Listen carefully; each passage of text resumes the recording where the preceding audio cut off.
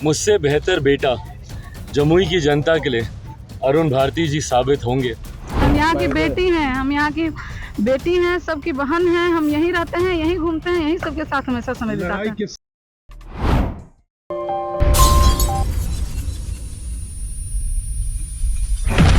नमस्कार, capital TV Bihar के खास कार्यक्रम 24 की चौसर में आपका बहुत बहुत स्वागत है। 24 के चौसर में आज हम बात करेंगे जमुई की जंग की कि जमुई की जंग में हो क्या रहा है। नॉमिनेशन हो चुका है, सारे बड़े प्रत्याशियों ने नॉमिनेशन कर दिया। नॉमिनेशन के बाद अपनी अपनी जीत का दावा भी किया है। तो पहले सुनिए क्या है प्रत्याशियों का दावा। मेरे जमुई की जनता ने जितना प्यार चिराग पासवान को दिया, मुझे उम्मीद ही नहीं, पूरा विश्वास है कि मुझसे ज़्यादा प्यार और अपनापन जमुई की जनता मेरे जीजा जी अरुण भारती जी को देंगे। और उससे ज़्यादा विश्वास से मैं इस बात को कह सकता हूँ कि मुझसे बेहतर सांसद और मोर इम्पोर्टेंटली मुझसे बेहतर बेटा जमुई की जनता के लिए अरुण भारती जी साबित होंगे। इनको पार्टी के द्वारा प्रत्याशी बनाने का कारण भी यही था। जमुई के साथ मेरा राजनीतिक रिश्ता नहीं है, ये मेरा सिर्फ संसदीय क्षेत्र ही नहीं है, ये मेरा अपना घर है, परिवार है। 10 सालों में ये रिश्ता बनाया है। ऐसे में मेरा अपना ही कोई इस भावना से यहाँ पे कार्य कर सकता है। ऐसे में मुझे पूरा विश्वास है कि मुझसे बेहतर सांसद और बेटा ये साबित होंगे। हम यहाँ की बेटी हैं, हम यहाँ की बेटी हैं, सबकी बहन हैं। हम यहीं रहते हैं, यहीं घूमते हैं, यहीं सबके साथ हमेशा समय बिताते हैं। लड़ाई किससे है आपकी? किसी से? लड़ाई किसी से नहीं है। लड़ाई हमारी है ही नहीं किसी से। हम लोग विकास पे ध्यान दिए हैं अपने क्षेत्र में, और लोग हम लोग के साथ हैं। उनका प्यार, उनका विश्वास हम लोग के साथ। तो देखिए, कोई अपने आप को जमुई की बेटी कह रहा है, कोई अपने आप को जमुई का बेटा कह रहा है। खैर, कौन बेटी है कौन बेटा है जनता तय करने वाली है इसको।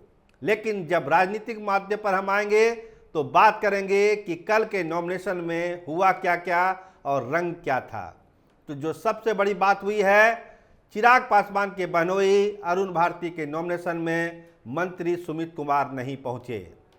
क्या कहानी कहती है, क्या है बात, कुछ बात है क्या? आखिर क्यों नहीं पहुंचे मंत्री सुमित सिंह? पटना में वे थे लेकिन वो नॉमिनेशन में नहीं गए। कहा जा रहा है कि पहले से उनका कुछ कार्यक्रम तय था जिसके वजह से वो नहीं गए। हम आपको बताएंगे कि सही स्थिति क्या है। लेकिन मंत्री सुमित सिंह के नहीं जाने से एक जो बात उठ रही है कि क्या चिराग पासवान और मंत्री सुमित सिंह के बीच दूरियां कम नहीं हुई क्या? बीच में कहा गया है कि दूरियां कम हुई है, रिश्तों में मिठास बढ़ी है। लेकिन जब नॉमिनेशन में मंत्री सुमित सिंह नहीं पहुंचे तो एक बार ये चर्चा फिर जोर गर्म पकड़ ली कि क्या मंत्री सुमित सिंह और चिराग पासवान के बीच जो दूरियां थी, जो खटास थी, वो बरकरार है क्या? देखिए, हमारे जो सोर्स हैं वो बताते हैं कि सुमित सिंह को भी न्योता गया था, लेकिन न्योता काफ़ी लेट से गया। कहा जाता है कि देर रात उनको कहा गया कि आपको चलना है नॉमिनेशन में। तो सुमित सिंह ने यही कहा कि हमारे बहुत सारे कार्यक्रम लगे हुए हैं और ये अंतिम समय में ये न्योता आया है तो संभव नहीं है मेरा जाना। उन्होंने उस न्योते को उस समय स्वीकार नहीं किया और वो नहीं गए। तो क्या मामला है? जमुई के लोग पूछने लगे कि आखिर चकाई विधानसभा जमुई लोकसभा में आता है, मंत्री हैं वहाँ के नीतीश सरकार में, तो क्यों नहीं गए? चिराग पासवान तो चले गए मुख्यमंत्री के यहाँ दूरियां कम करने के लिए, लेकिन चिराग और मंत्री सुमित सिंह के बीच दूरियां कम क्यों नहीं हो रही है? दिक्कत क्या है? कुछ तो बात है। अगर इस तरह से होगा तो फिर अरुण भारती के चुनाव के नतीजों पर भी असर पड़ेगा। ये चर्चा आपको जमुई के चौक चौराहों पर सुनने को मिल जाएगी। तो जब बात उठी तो चर्चा हुई तो बात ये कहानी कही जाने लगी कि नहीं, इस दूरी को कम करना पड़ेगा, ये दूरी कम होगी। तो एक भोज की राजनीति हो रही है। पटना में कल या परसों एक भोज रखा गया है और वो भोज चिराग पासवान के घर पर होगा। उस भोज में सारे नेताओं को बुलाया गया है। जमुई जिले के जितने जनप्रतिनिधि हैं वो भी उस भोज में रहेंगे। पटना के नेता तो रहेंगे उस भोज में। और उस भोज की सियासत में सारे गिले शिकवे दूर करने की कोशिश होगी। उम्मीद है कि मंत्री सुमित भी उसमें जाएंगे, उस भोज में जाएंगे, ऐसा कहा जा रहा है। अब वो जाएंगे या नहीं जाएंगे उस दिन, भोज के दिन ही तय होगा। अब हम बात करते हैं जमुई की ज़मीन की कि वहाँ स्थिति क्या है। नॉमिनेशन हो गया है, लेकिन जो सवर्ण मतदाता हैं उसमें जोश नहीं है, उनका उत्साह ठंडा है। ठीक उसी तरह जो बीजेपी के कैडर हैं, ज़मीनी कैडर, उनका भी उत्साह ठंडा है, न्यूट्रल है। सवर्ण मतदाता न्यूट्रल है। उनको कहना है कि देखिए, चिराग थे तो लगता था कि हम चुनाव में भाग ले रहे हैं, मज़ा आता था, लेकिन अब उनके बहनोई आ गए हैं, तो फिर हम लोग क्या करें। हम लोग शांत बैठ गए हैं, बहुत मन नहीं लगता है कि जोश में आके कहीं जाएं, प्रचार करें, लोगों से मिलें। लेकिन नरेंद्र मोदी का नाम है, नरेंद्र मोदी को हम लोग देखते हैं, देखा जाएगा चुनाव के दिन क्या होगा। लेकिन आज जो है बहुत दिल करता नहीं है कुछ बोलने का, कहीं जाने का। ये एक आम सवर्ण मतदाता का मेंटलिटी बता रहे हैं हम आपको, वो यही बोल रहे हैं। अब कितना एग्रेसिव चुनाव प्रचार करते हैं अरुण भारती, चिराग पासवान या एनडीए के लोग, उस वो निर्भर करेगा कि जो वोटर हैं, खासकर सवर्ण वोटर, वो कितना मूव करते हैं एनडीए की तरफ, चिराग पासवान की पार्टी की तरफ और हेलीकॉप्टर छाप पर। लेकिन फिलहाल मामला ठंडा है। वही हाल भाजपा के कैडर का भी है। भाजपा का कैडर भी अभी शांत है, खामोश है, कोई बात नहीं कर रहा है। कहता है कि समय आने दीजिए, हम लोग अपनी बात रखेंगे, हम लोग मदद करना है, कैसे करना है समय तय कर देगा। लेकिन आज के तारीख में नॉमिनेशन के दिन की हम बात बता रहे हैं, उसमें वो जोश नहीं है।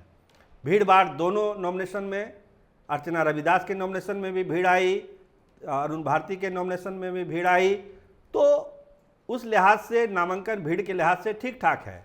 लेकिन जो आम कोर वोटर है जमुई लोकसभा क्षेत्र का, उसके मन में, खासकर सवर्ण वोटरों के मन में अभी वो जोश और उमंग नहीं है जो चुनावों को लेकर होता है। दूसरी तरफ अर्चना रविदास, जो आरजेडी का कैडर है, वो तो है ही।